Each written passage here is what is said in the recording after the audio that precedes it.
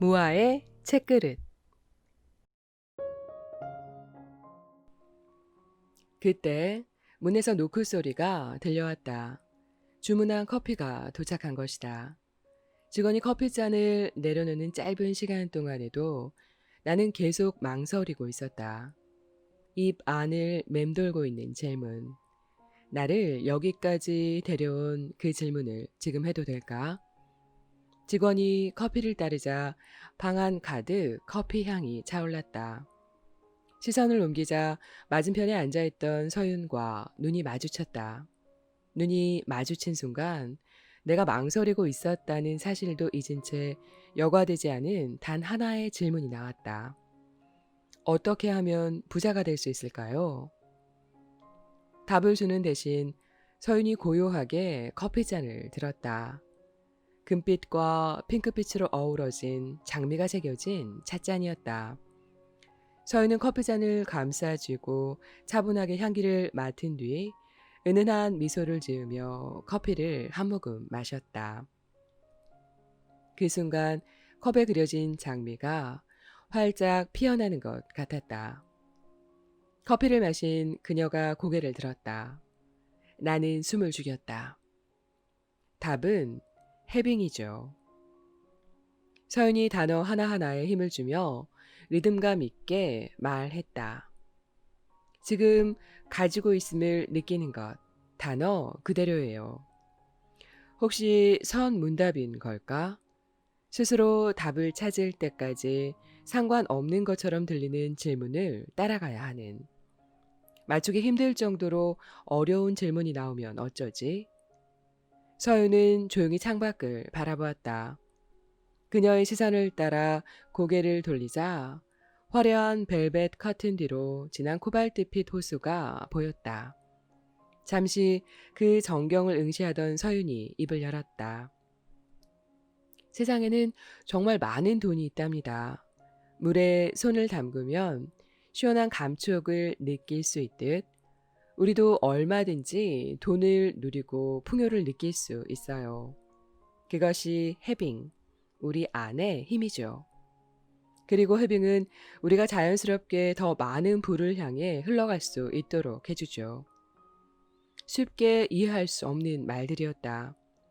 잠시 호흡을 가다듬은 뒤 문제의 그 단어에 집중해 보았다.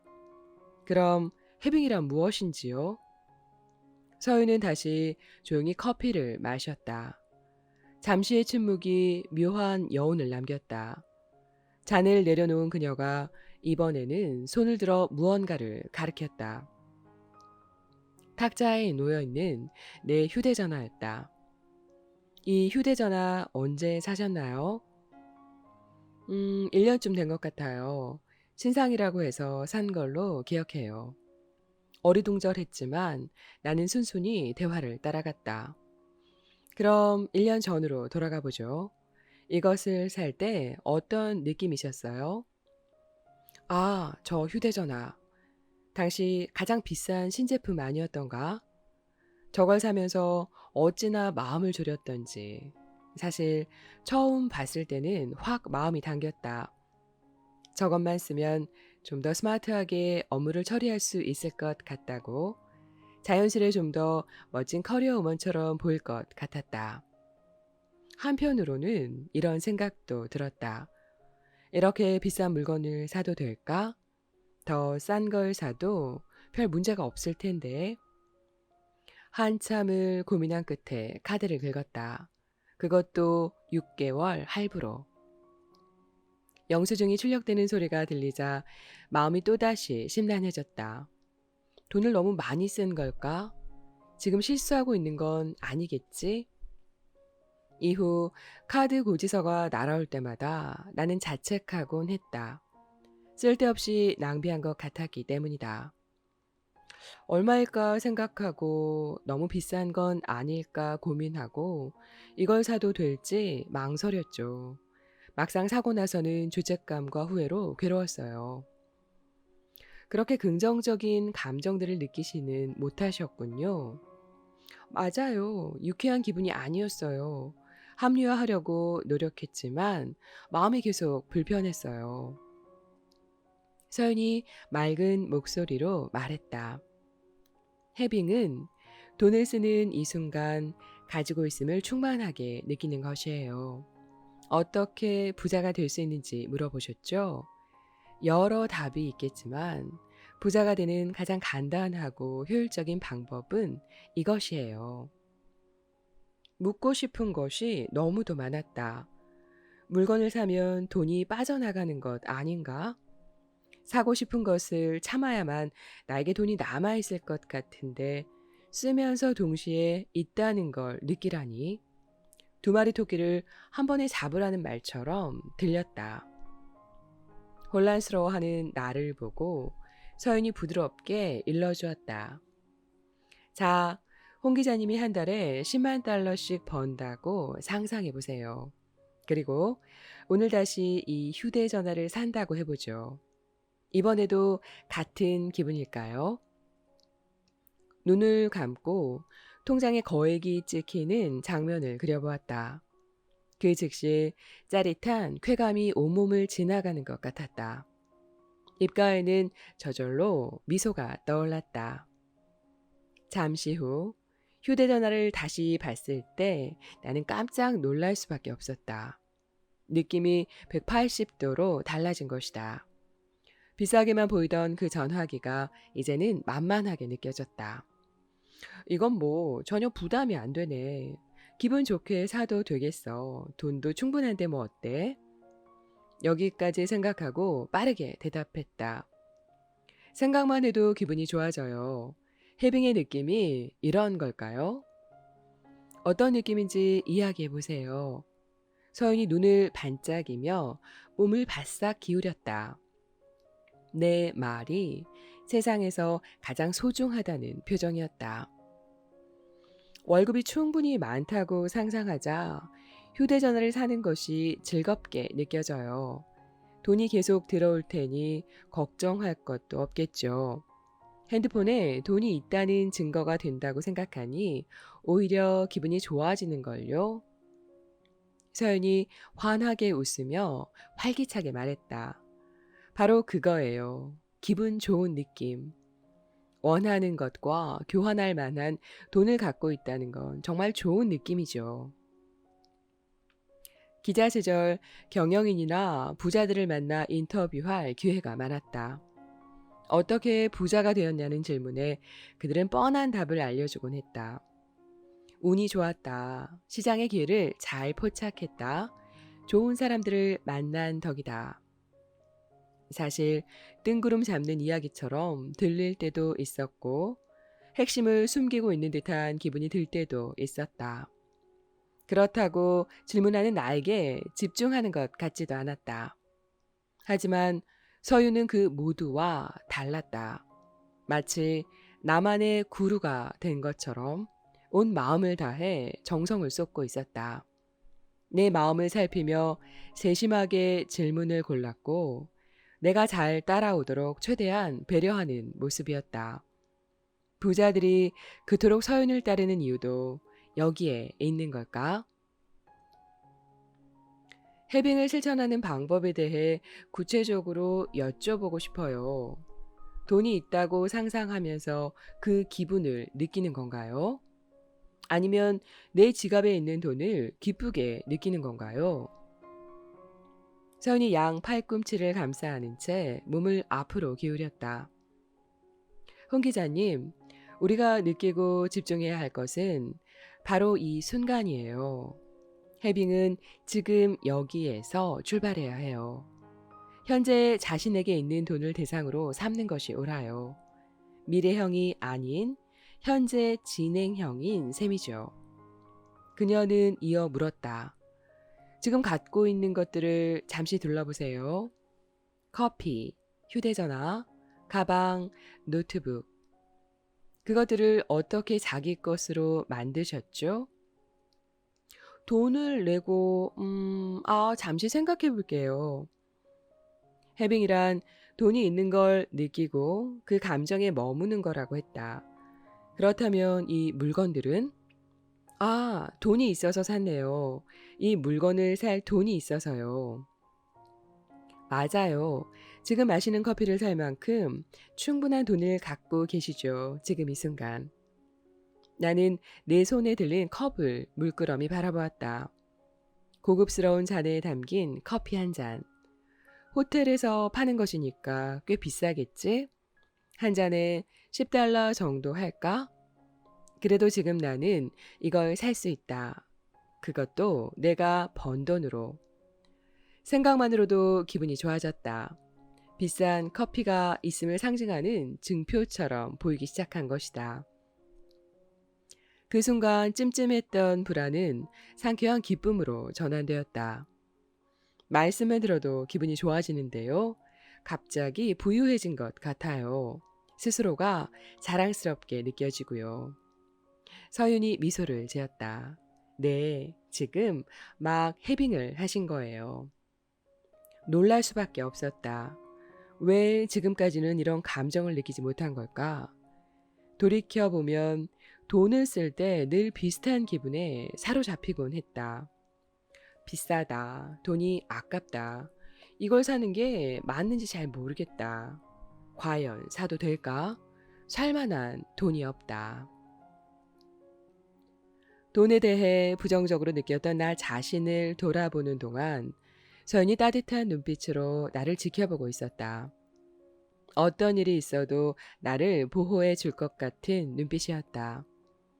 나는 세상에서 가장 튼튼한 우산을 쓰고 있는 기분이었다. 그럼 있음에 초점을 맞추고 홍 기자님이 가진 물건들을 다시 한번 둘러보세요. 내가 가진 가방, 옷, 노트북, 화장품 등을 살펴보았다.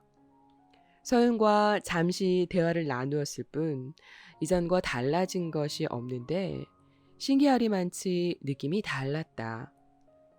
똑같은 물건들이 이제 풍요를 상징하는 것처럼 보이기 시작한 것이다. 기쁨과 감사가 온몸에서 느껴지네. 이것이 바로 해빙의 느낌이구나.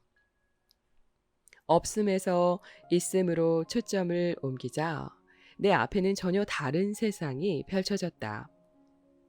같은 물건이 완전히 다르게 보이네요. 나를 격려하듯 부드러운 미소를 지어 보인 서윤은 설명을 이어나갔다. 전등 스위치를 켠다고 생각해 보세요. 그동안 소비할 때마다 없음의 스위치를 켠 셈이에요. 그 결과 부정적 감정에 빠져들 수밖에 없었던 거죠. 있음의 감정이 들어설 공간은 없었고요. 반면 해빙 스위치를 켜자 그에 맞는 긍정적 감정이 자연스럽게 나타난 거랍니다. 이 차이가 만드는 변화를 안다면 놀랄 수밖에 없을 거예요. 서윤의 설명에 계속 귀를 기울였다. 우리는 세상의 어떤 것도 있는 그대로 인식할 수 없어요. 그저 주의를 기울이는 것에 따라 세상을 인식하죠. 무언가를 원해 본 적 있으시죠? 하얀색 운동화를 예로 들어보죠. 갑자기 온 세상에 하얀 운동화만 보일 거예요. 마찬가지로 있음에 주의를 기울인다면 홍 기자님을 둘러싼 세계는 다르게 인식될 거예요. 없음의 세상에서 있음의 세상으로요. 그 감정의 파장이 홍 기자님의 세상을 바꿔가죠. 예리한 분석이었다. 늘 쪼들리는 것처럼 느껴졌던 이유가 거기에 있었다. 없음의 렌즈를 통해 세상을 바라본 탓이었다. 생각해보면 나만 그런 것도 아니었다. 직장 동료나 친구들도 늘 같은 불평을 했으니깐. 맞벌이로 일하는 동료 하나도 그랬다. 도심에 위치한 아파트에 살면서 두 아이를 사립 유치원에 보내는 그는 누가 봐도 괜찮은 중산층이었다. 그럼에도 그는 늘 돈이 없다고 투덜댔다. 유치원비 내고 베이비시터 월급 주고 세금에 보험료까지 내고 나면 남는 게 하나도 없어. 둘이 벌면 뭐해. 월급은 금세 어디론가 사라지는데. 또 다른 친구의 남편은 돈 많이 벌기로 소문난 변호사였다. 우리는 그녀가 부러워 죽겠는데 막상 그 친구는 불안하단다. 주변에 부자가 너무 많아. 누구는 호화로운 별장을 샀다고 하고 누구는 수억 원짜리 차를 뽑았다고 해. 퍼스트 클래스를 타고 놀러 가는 친구도 있고. 그 사람들을 보면 나만 돈이 없는 기분이야. 어쩌면 이 세상이 우리에게 결핍을 입력하고 있는 것은 아닐까? 신문을 읽다 보면 경제 위기는 코앞에 닥친 일이다. SNS에는 온통 명품백이나 좋은 집, 비싼 스포츠카를 찍어 놓은 사진들 뿐이다. 어디를 둘러봐도 모두들 이렇게만 외치는 듯하다. 넌 돈이 없어. 내가 지금 제대로 이해한 것인지 확인하고 싶어 다시 한번 물어보았다. 없음에서 있음으로 렌즈를 바꾸는 방법이 바로 해빙인가요? 네, 맞아요. 사실 렌즈를 바꾼다는 것이 그렇게 만만치는 않아요. 지금까지 살면서 단단하게 굳어진 고정관념과 인식을 바꾸는 작업이 그리 쉬울 리 없죠. 그런데 해빙은 지금부터 바로 할 수 있는 방법이에요. 작은 것에서 시작할 수 있으며 가장 빠르고 효율적으로 그 렌즈를 바꿀 수 있죠. 매일 돈을 쓸 때마다 해빙을 하고 그 느낌을 바라보고 그 감정을 조금씩 키워 나가기만 하면 돼요. 누구든 해빙을 할 수 있다는 말씀은 해빙을 하면 누구나 부자가 될 수 있다는 걸까요?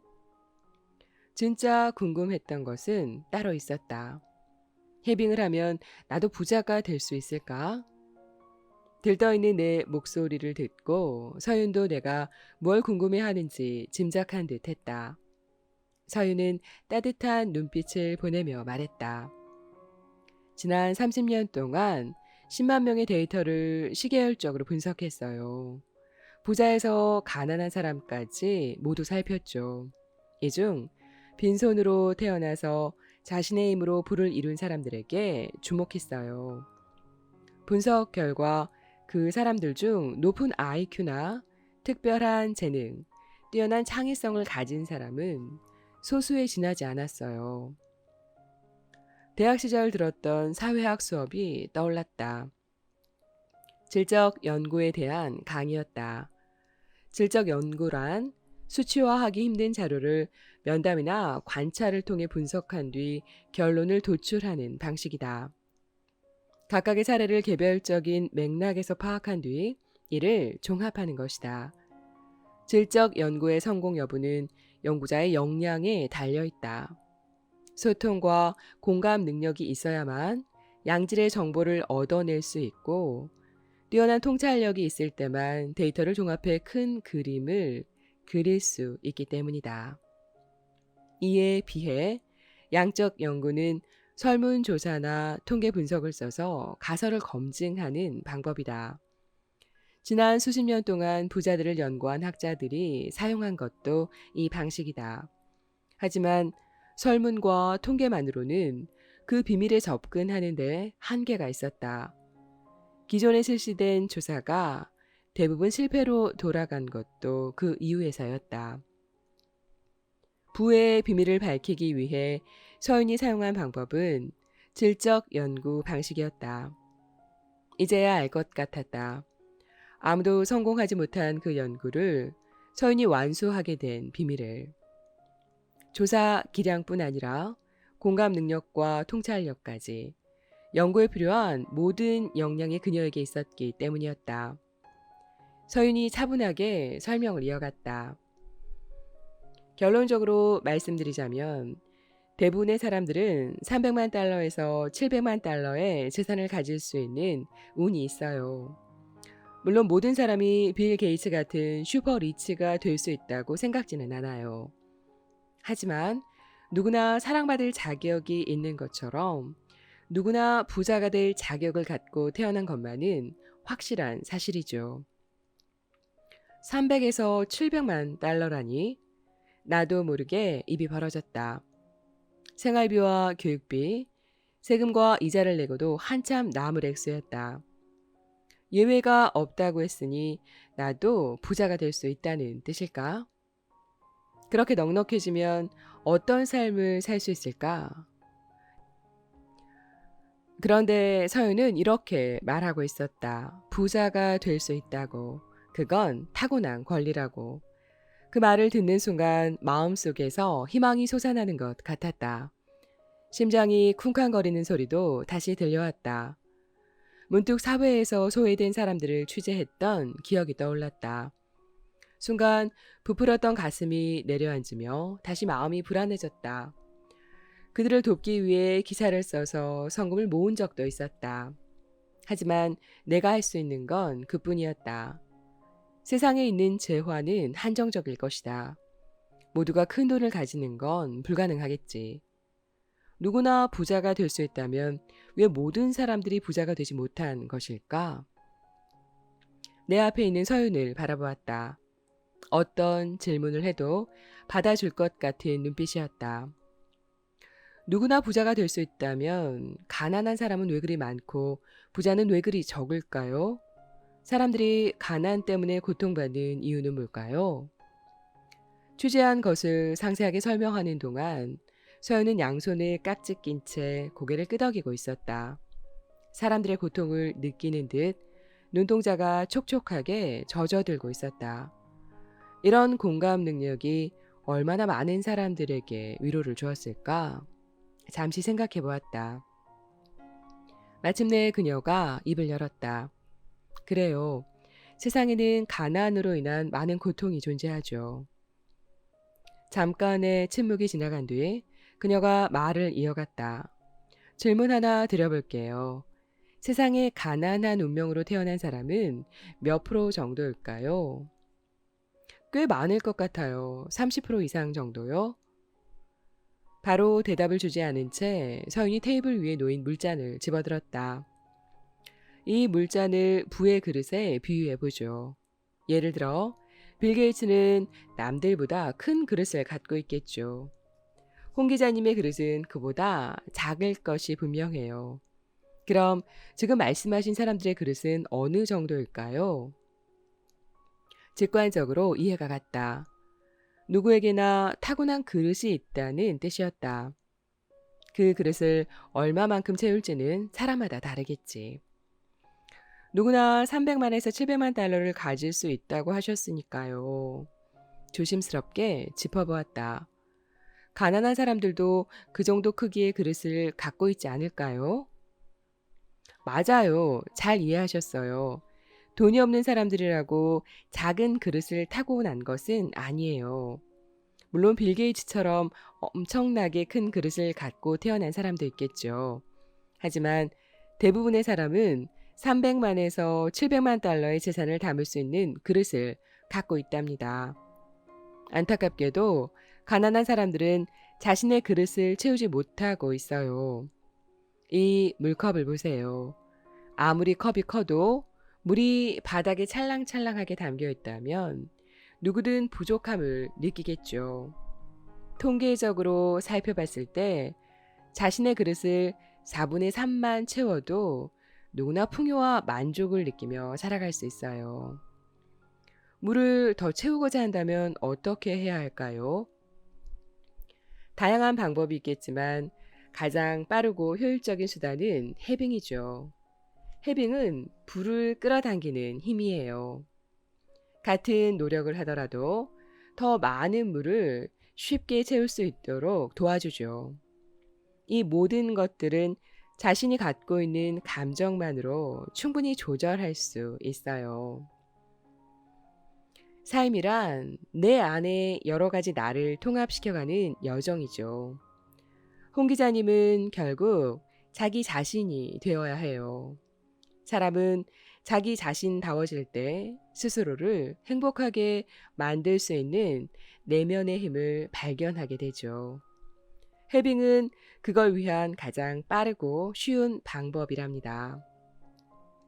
자신이 진정으로 원하는 것을 따라가다 보면 낭비나 과시적 소비와는 자연스럽게 멀어지게 되죠. 파도를 타듯 자연스럽게 부의 흐름을 타게 되는 거예요. 노를 저을 것도 없이 그저 보트를 탄 채 그 물결 위에 떠 있기만 하면 돼요. 창문을 넘어 들어오는 햇살이 길어지고 있었다. 인터뷰를 시작한 지 벌써 몇 시간이 흐른 뒤였다. 서윤의 배웅을 받고 밖으로 나오자 하늘이 온통 다홍빛으로 물들어 있었다. 대화의 여운을 즐기고 싶어서 호숫가로 걸음을 옮겼다. 나는 다시 태어난 기분이었다. 서윤을 다시 만난 지 겨우 몇 시간이 흘렀을 뿐인데도 한편으로는 정신적으로 성숙해진 느낌이 들었다. 이런 감정을 느껴본 게 도대체 얼마만인지. 그 순간 어떤 예감이 들었다. 해빙을 배우는 과정은 진정한 나 자신을 찾는 여정이 될 것이다. 이 길을 걸으며 많이 성장할 수 있을 것이다. 그리고 나는 반드시 원하던 부를 이룰 것이다.